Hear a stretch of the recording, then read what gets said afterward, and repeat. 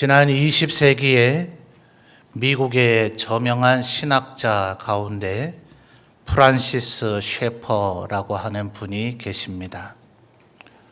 기독교 2000년의 역사 가운데 초대교회 때에 어거스틴이 있었고 또 종교개혁 당시에 존 칼빈이 있었다면 근세기의 미국의 대부흥 운동의 주역이었던 조나단 에드워드를 뒤를 이어서 지난 20세기의 가장 기독교 지성인으로서 이름을 날리고 많은 영향력을 미쳤던 분이라 할 수가 있습니다.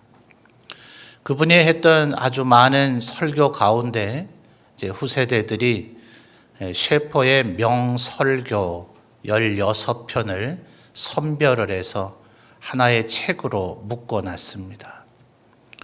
물론 이분의 책은 그 한 권 명설교집 그거 하나만이 아니라 그것을 포함한 약 22권의 책이 정말 이 과학 문명의 시대를 살아가는 우리 기독교인들에게 엄청난 영향력을 미치는 지성의 결집체이기 때문에 그것을 전집으로 많은 기독교 출판사에서 출판을 했고 우리나라에서도 여러 출판사가 번역을 해서 내놓았습니다. 그래서 우리 쉴만한 물가 카페에 가시면 셰퍼 전집이 5권으로 되어 있고요. 그 중에 3번 책에 이 셰퍼의 명설교 16편이 수록이 되어 있습니다. 그 중에 첫 번째 설교가 바로 작은 사람도 없고 낮은 자리도 없다라는 제목입니다. 우리는 너무도 쉽게 서로를 비교하곤 하지 않습니까? 그래서 열등감에 빠지기도 하고 우월감에 빠지기도 하죠. 각양의 이유들을 갖고 있어요. 외모이든 학벌이든 돈벌이든 또 교회의 직분이든 사람들은 정말 다른 사람이 들으면 이해되지 않고 납득이 되지 않을 그런 이유들을 가지고 열등감에 빠지기도 하고 우월감에 빠지기도 하는데 셰퍼는 우리 기독교인들이 가져야 할 바른 자세로서 작은 사람은 없다. 그리고 예수님께서 이 세상에 오신 그 이유 주요한 목적 가운데 나는 섬김을 받으러 온 것이 아니라 섬기려 왔다는 예수님의 그 말씀을 근거로 해서 낮은 사람은 애초부터 없는 것이다. 우리는 모두 다 섬기는 자로 부름받았다는 것을 설교합니다. 내용은 굉장히 울림이 있는 내용이지만 분량은 그저 한 10여 페이지 정도밖에 되지 않으니 우리 성도님들 가급적이면 오늘 중으로 제가 밴드에 정확한 책 제목과 책의 첫 페이지를 사진 찍어서 올려드리겠습니다. 가능한 한 번씩 언젠가 시간을 내서 꼭 읽어보시고 다시 한번 마음에 새기시는 우리 성도들이 되었으면 좋겠습니다. 그 셰퍼가 그 설교를 하면서 작은 사람은 없다. 하나님 앞에 모두 다 정말 존귀한 존재이다 하는 것을 설명하는 그 도구로 모세의 지팡이를 사용합니다. 여러분, 모세의 지팡이가 어떤 지팡이였을까요? 그가 애굽의 왕자로 자라났다가 40세가 되었을 때 애굽의 관원을 죽이는 살인자가 되어버리죠. 그래서 바로의 체포를 피하기 위해서 미디안 광야로 도망을 가고 거기에서 이드로의 딸 십보라를 만나게 돼서 그 집의 사위가 돼서 양치는 목자로 40년을 살게 됩니다. 목자가 필요한 것이 바로 지팡이죠.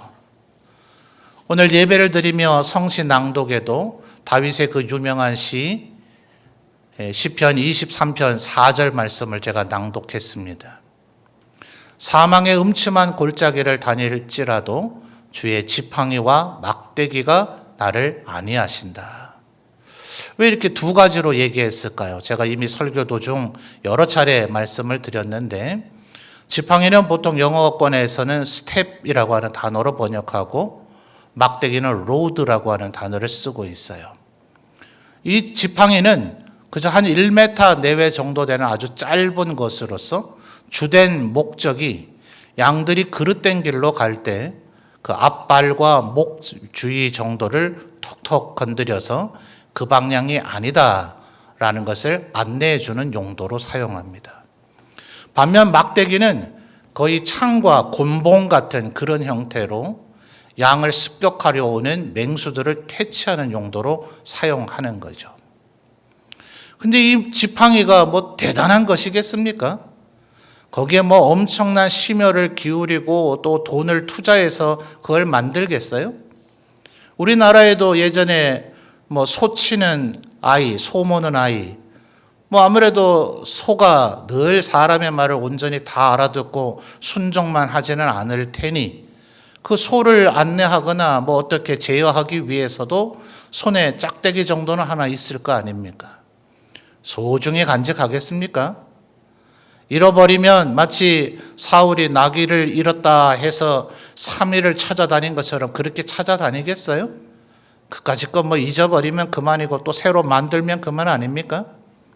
우리나라에서는 어쩌면 이 짝대기, 이 지팡이와 비슷한 유사한 것이 아마 예전 아궁이에 불을 떼던 시절의 부지깽이였을 거예요.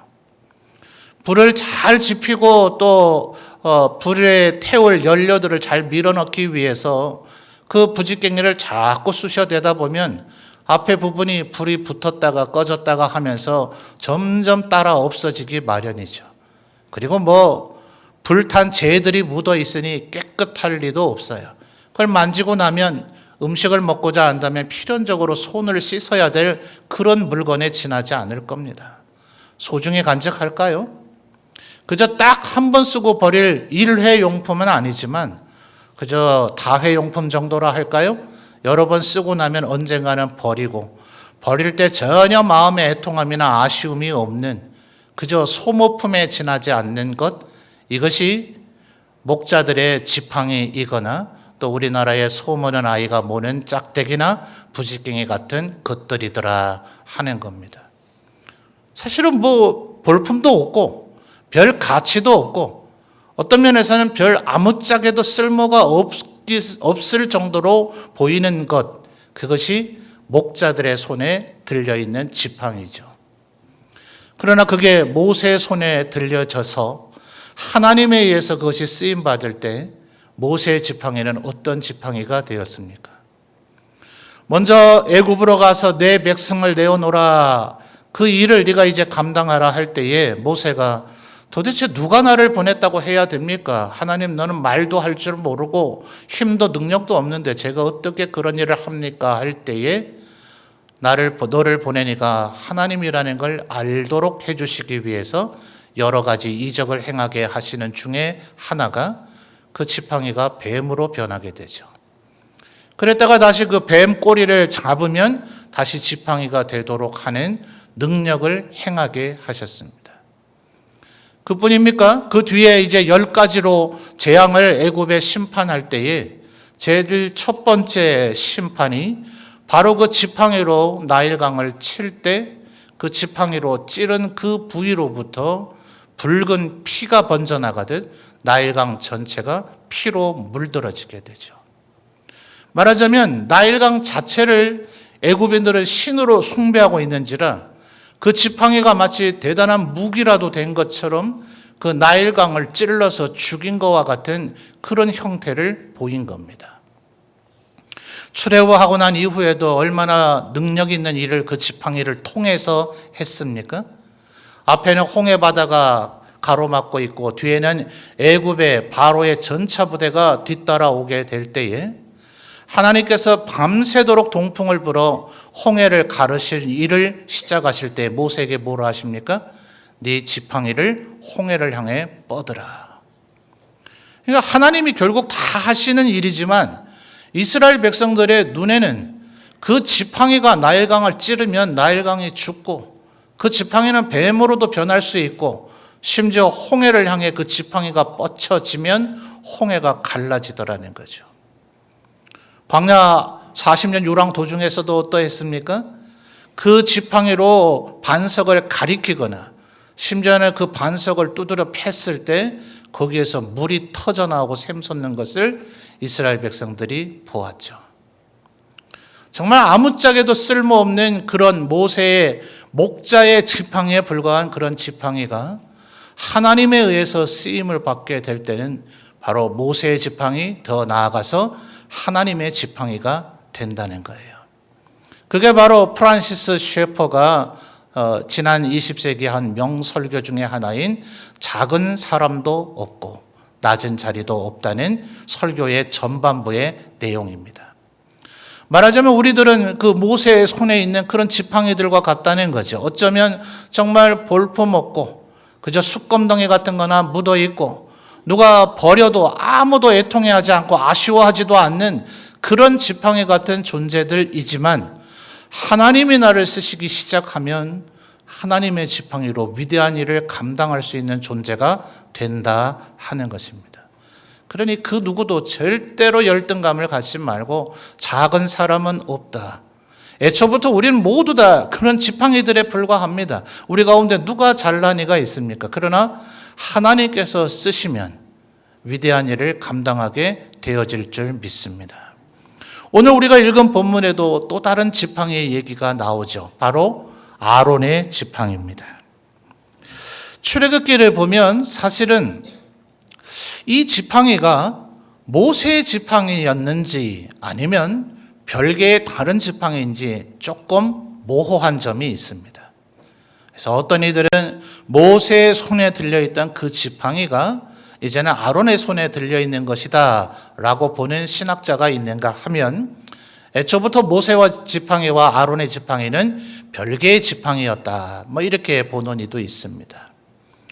성경의 표현이 명확하고 명쾌했다면 이렇게 여러 신학자들이 이런 토론을 하지는 않았겠죠.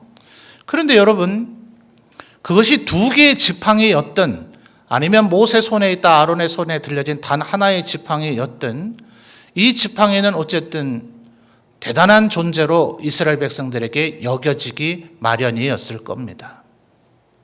이제는 분명히 하나님께서 행하신 일이지만 저 지팡이가 나일강을 찌르면 나일강이 죽는 것이고 홍해를 가리키면 홍해가 갈라지는 것이고 반석을 가리키면 거기서 물이 나온다 싶으니 그 지팡이가 대단한 지팡이로 보이지 않겠습니까? 그래서 여러분, 왕들이나 지도자들은 대부분 지팡이를 가지고 있습니다. 그 지팡이는 정말 대단하죠. 창세기 49장에서도 야곱이 12아들을 향해서 미래를 예언할 때에 유다에게 말하기를 네 후손에게서 홀과 규가 끊이지 않을 것이다. 이게 주로 왕들의 손에 들려 있는 겁니다. 하나는 지팡이의 모양을 하고 있고 하나는 주로 나라마다 또 시대마다 지역마다 조금 다르긴 합니다만 이제 도끼의 모양을 갖고 있기도 합니다. 최근에 혹시 엘리자베스 여왕이 돌아가시고 그의 아들 찰스의 왕이 계승을 하게 될 때 그가 왕자에 앉아서 손에 무언가를 들고 있는 걸 보셨을 겁니다. 이제 기독교 국화화되어지면서 구 모양, 동그란 구체 위에 십자가의 형상이 있는 그런 것을 손에 들기도 합니다만 기능은 전부 다 같습니다. 어느 나라 문화권에서는 우리나라의 영의정에 해당되는 신하를 핸즈라고 부릅니다. 손이라는 거예요. 왕이 직접 일어나서 자기가 직접 무슨 일을 하고 또 종들을 막 부리고 이러면 그 왕조 이미 망조죠. 곧 망할 나라이죠. 왕들은 그렇게 하지 않습니다.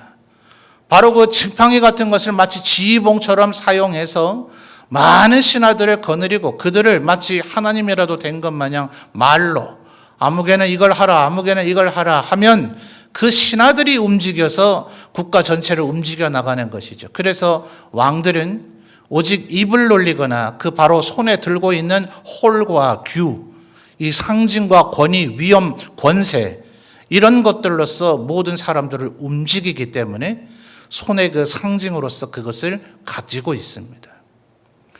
그 뒤에는 지팡이란 어떻게 보여요? 대단한 권세가 있는 것처럼 보이고 대단한 위엄이 있는 것처럼 보이고 대단한 능력이 있는 것처럼 보이니 사람들은 모두 다 저 지팡이를 내가 좀 소유했으면 내가 바로 저 지팡이의 주인이 됐으면 내가 저 지팡이를 가질 수 있다면 얼마나 좋을까 이런 생각을 갖게 되기 마련입니다. 그러니 지금 이 민수기의 상황에서도 그런 일입니다. 하나님께서 모세와 아론을 들어 사용을 하시니 레위 지파의 자손들, 특별히 고라와 그의 자손들이나 또 다른 루벤 지파의 이스라엘 12아들 중에 맏 아들의 지파 아닙니까? 도대체 모세와 아론이 뭐길래 언제까지 너희들이 지도자냐? 왜 너희들만 지도자를 하느냐?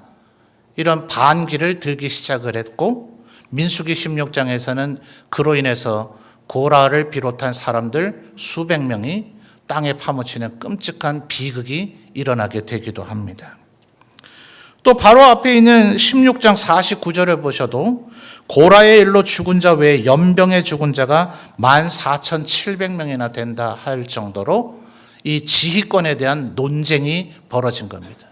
누가 말하자면 왕이냐, 누가 권세 있는 자냐, 누가 능력 있는 자냐, 누가 이 지팡이 잡고 자기 멋대로 휘두를 수 있는 권력을 가진 자이냐, 왜 모세와 아론만 그걸 하느냐. 이스라엘 백성들 사이에 이런 다툼이 생긴 겁니다. 어쩌면 우리 인간들 사이에서도 누구라도 힘 있고 권력, 바로 이 권력에 대한 욕망이 지금까지 이 인류사의 모든 비극들을 만들어냈다 해도 과언이 아니지 않습니까? 하나님께서 이제 이것에 대한 판결을 하시기 위해서 모든 지파마다 각 지파별로 하나씩 지팡이를 가져오라 이렇게 말씀을 하십니다. 6절에 보면 그 표현이 나오죠. 모세가 이스라엘 자손에게 말하며 그들의 지휘관들이 각 지파대로 지팡이 몇 개씩이요? 하나씩을 가져왔고 6절 하반절을 보면 그 중에 아론의 지팡이가 있었더라. 3절로 거슬러 가보면 바로 레위를 대표하는 지팡이로서 레위의 지팡이에는 아론의 이름을 쓰고 이제 하루가 지났습니다. 8절의 첫 단어가 이튿날이죠. 자, 여러분 8절을 한번 읽어봐 주십시오. 8절입니다. 시작.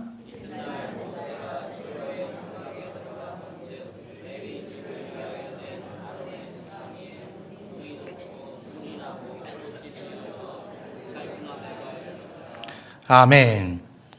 5절에서 하나님께서 말씀하시기를 내가 택한 자의 지팡이는 싹이 날 것이다 이렇게 말씀을 하셨는데 8절을 보니 아예 싹이 난 정도가 아니라 우음이 돋고 순이 나고 심지어 꽃이 피어서 살구나무 열매까지 열리게 되었더라 하는 거예요. 아마 우리 성도님들도 더러더러 지팡이를 사용하시는 분들 계시죠. 연로하시거나 몸이 좀 불편하셔서 지팡이를 사용하시는 분들도 계시고 또 아마 등산이나 산책을 조금 많이 강도 있게 하려다 보면 지팡이의 도움을 좀 받아서 하는 분들도 계실 겁니다. 그런데 만약 8절과 같이 이렇게 된 모양새로 지팡이를 짚고 다닌다면 사람들이 뭐라 하겠습니까? 좀 정신 나간 사람이라고 어디 경찰이나 119에 신고하지 않겠어요? 아니, 이런 지팡이 우리도 얼마든지 만들 수 있을 겁니다. 살구나무 아니라 하더라도 지금 모르겠어요. 제가 농사는 잘 몰라서 지금 좀 적과를 한다는 말을 엊그제 신방에 들은 것 보니 사과나무 꽃이 폈다가 이제는 열매를 딸 정도가 됐으니 8절 상황 비슷하게 안 되겠어요?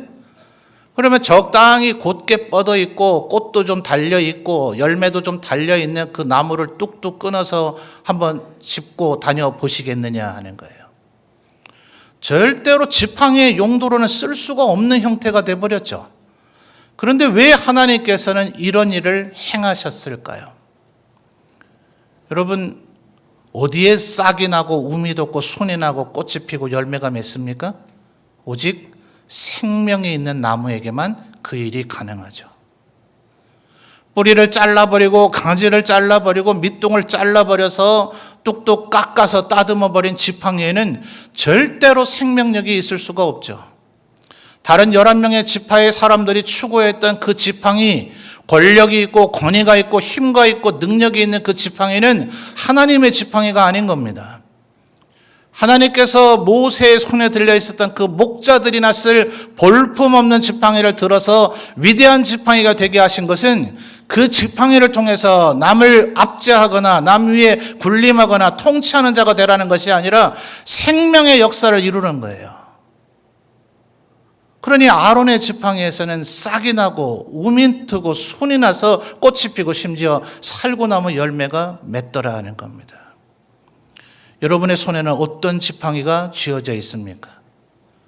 권세와 위엄의 지팡이입니까? 아니면 사람을 살리고 생명을 불어넣는 지팡이입니까? 하나님께서 우리의 손에 쥐어주시고 하나님께서 우리에게 쓰도록 하시는 지팡이는 생명이 있고 생명을 살리는 지팡이인 줄 믿습니다. 그러니 내가 어떤 지팡이를 손에 쥘 것이냐가 중요한 것이 아니라 내가 작은 사람이냐는 것이 중요한 것이 아니라 내 지팡이는 아무짝에도 쓸모가 없는 것이 아니라 하나님의 손에 붙들린 바 되어서 생명을 살리는 일에 쓰이는 그가 바로 아론이고 그가 바로 모세다 하는 거예요. 그런데 여러분 왜 하필이면 8절 하반절을 보니 무슨 열매가 열렸다고요? 살구 열매가 열렸다고요. 그렇다면 이 지팡이는 무슨 나무이겠습니까? 살구나무라고 보는 것이 타당하겠죠.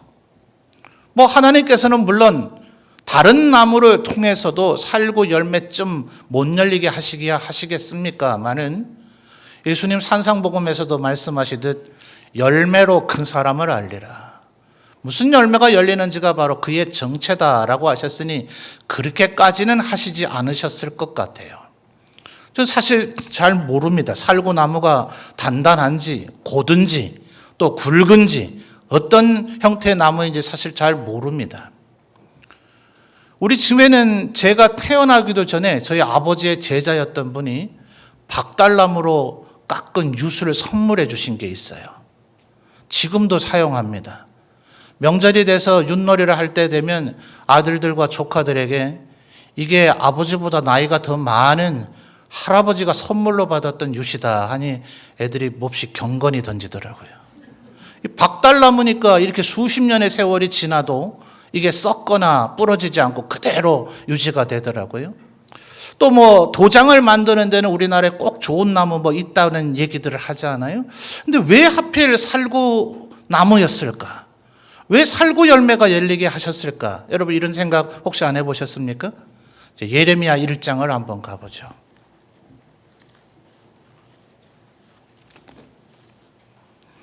예레미야 1장 11절과 12절 말씀을 보도록 하겠습니다.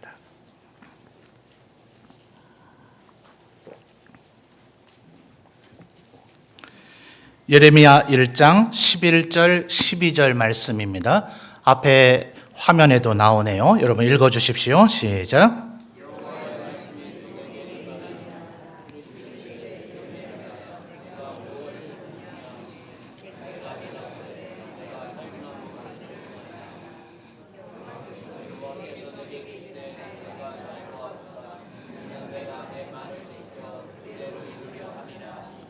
아멘. 자, 11절을 보니 하나님께서 지금 환상을 보여주셔요. 그러면서 예레미야에게 물으시죠. 네가 뭘 봤느냐? 이렇게 물으니 예레미야가 뭘 봤다고 대답합니까? 살구나무 가지를 보았대요. 아론의 지팡이와 같은 나무죠. 왜 살구나무가 여기서 또다시 나올까요? 그럼 12절에 하나님께서 뭔가 설명을 해주셔야 되는데 약간 뜬금없다 싶은 이는 내가 내 말을 지켜서 그대로 이루려 함이라 이렇게 말씀을 하십니다. 이게 사실 한글로 번역되어 있는 우리 성경으로는 좀처럼 이해하기가 쉽지가 않아요. 그러나 히브리어를 알면 이해가 됩니다. 살구나무라고 하는 이 나무, 이 단어의 히브리 발음이 샤케드예요. 샤케드. 그런데 12절을 보면 이는 내가 내 말을 지켜, 우리말로는 그냥 지켜라고 지금 번역이 되어 있습니다만 의미가 내 말이 이루어지는 것을 내가 지켜보겠다 하는 이런 의미예요. 그래서 지킨다는 요 단어만 보면 영어의 keep 이런 단어가 떠오르잖아요. 그게 아니고 watching으로 대부분의 영어 역본들이 번역하고 있어요. 내가 지켜보겠다 하는 거죠. 하나님의 말씀이 반드시 이루어질 것을 하나님께서 친히 지켜보신다. 자, 우리 인간들은 어떤 일을 해놓고 방치해버리고 관리 감독 안 하기 때문에 그 일이 엉망이 될 수도 있죠. 인간이 또 지켜본다 한들 인간의 뜻대로 됩니까? 근데 하나님께서 명하시고 하나님이 말씀하신 것을 하나님께서 계속 지켜보신다면 이 일이 어찌 되겠어요? 가장 완벽하게 이루어지겠죠. 그런데 이 지켜본다는 이 지켜, 이것이 히브리 발음으로는 샤카드예요. 샤케드, 샤카드. 거의 발음이 비슷하죠? 약간 모음이 달라서 발음의 차이만 있을 뿐입니다. 그러니까 지금 하나님께서는 예레미야를 통해서 이 살구나무를 떠올리게 하시는 것은 아론이 하고 있는 모든 일을 하나님께서 뭐 한다고요? 지켜보고 계시다고요. 하나님의 말씀을 이룰 수 있느냐? 그게 바로 우리의 손에 들려질 지팡이의 가치여야 된다는 거예요. 하나님께서 우리 각 사람을 부르셔서 지팡이를 다 손에 쥐어 주실 것입니다. 베드로 사도가 베드로전서 2장 9절에서 우리들은 뭐라고 얘기합니까? 모두 다 왕같은 제사장이라 그러죠. 아까 창세기 49장의 유다 지파에 대해서 예언하기를 너에게서 다윗 왕으로부터 왕실이 생겨질 것인데 그러므로 유다의 후손에게는 홀과 규가 끊어지지 않을 것이다. 왕의 손에 뭐가 있다고요? 지팡이가 있다고요. 지금 민수기 17장에 아론이 누굽니까? 제사장이죠. 제사장에게 지팡이가 있게 되는 것인데 베드로 사도를 통해서 하나님 우리에게 말씀하시기를 너희 그리스도인들은 모두 다 왕같은 제사장이다 하셨으니 우리의 손에 지팡이가 들려있게 되어질 줄 믿습니다. 어쩌면 그것이 우리가 생각할 때는 볼품없고 그저 갖다 버려도 아무도 아쉬워하지 않을 것 같은 그런 지팡이일지 모르지만 어쩌면 이 지팡이는 우리 자신인지도 모르죠. 별로 쓸모없고 볼품없고 아무도 귀히 여기지 않는 나일지 모르지만 하나님께서 나를 들어 사용하기 시작하면 하나님의 지팡이, 하나님께서 쓰시는 하나님의 지팡이가 된다 하는 거예요. 그러나 우리는 다른 사람을 군림하고 다른 사람 위에 권세를 부리려고 하는 것이 아닙니다. 죽고 지시하고 억압하고 탄압하고 하는 그런 지팡이가 되려는 것 아니라 우리를 통해서 생명의 역사가 일어나고 다른 사람을 살리고 열매를 맺게 하는 지팡이, 그리고 하나님께서 늘 우리를 지켜보고 계심을 기억하며 하나님의 말씀이 반드시 이루어진다는 믿음과 신념 속에 살아가는 지팡이, 그것이 우리의 손에 들려줘야 할 지팡이다 하는 것입니다. 우리 성도 여러분, 어떤 지팡이를 손에 쥐고 계십니까? 모세의 손에 들려 있었고 아론의 손에 들려 있었고 이제는 왕같은 제사장과 같은 우리 모두의 손에 들려주실 하나님의 생명의 능력이 깃들어 있는, 하나님께서 늘 지켜보고 계시는 살고 열매 맺는 지팡이를 손에 잡으시는 우리 모든 성도들이 되시기를 바랍니다.